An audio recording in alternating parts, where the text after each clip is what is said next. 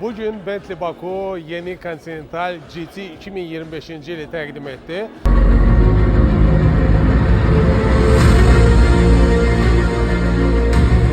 Yeni Continental GT'nin xarici görünüşündə birinci gözə çarpan bu qaşdır. Bir trenddir, modadır. Amma demək olar ki, avtomobilin xarici görünüşünü baxdıqda çox dəyişiklik görmək olmur.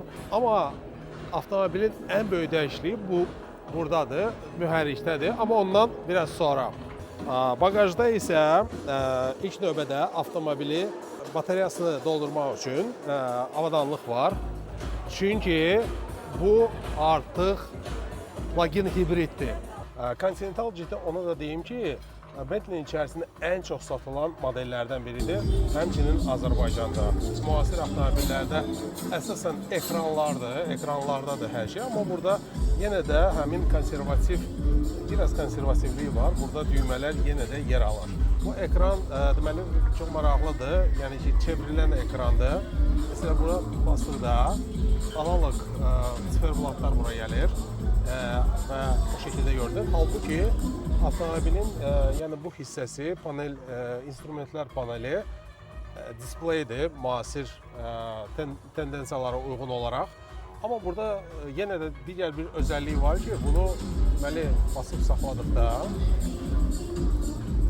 görürsünüz, tam təmiz bir panel əmələ gəlir. Burada demək olar ki, karbonla görürsünüz, karbonla işlənmiş paneldir. Və demək olar ki, insana heç bir şey diqqətini yayındırmır. Avtomobil çox rahatdır və sürətlidir. Hətta deyərdim ki, avtomobilin yeni mühərriki əvvəlkindən daha güclüdür. İndi gedək mühərrikə baxaq.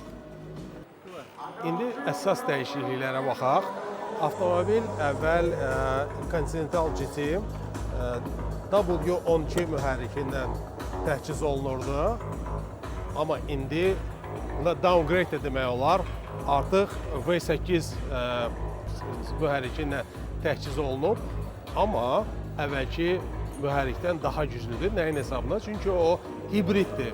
Artıq plug-in hibriddir və ikisinin daxili yanacaq mühərriki və elektrik mühərriklərin toplam gücü 782 at gücü eləyir.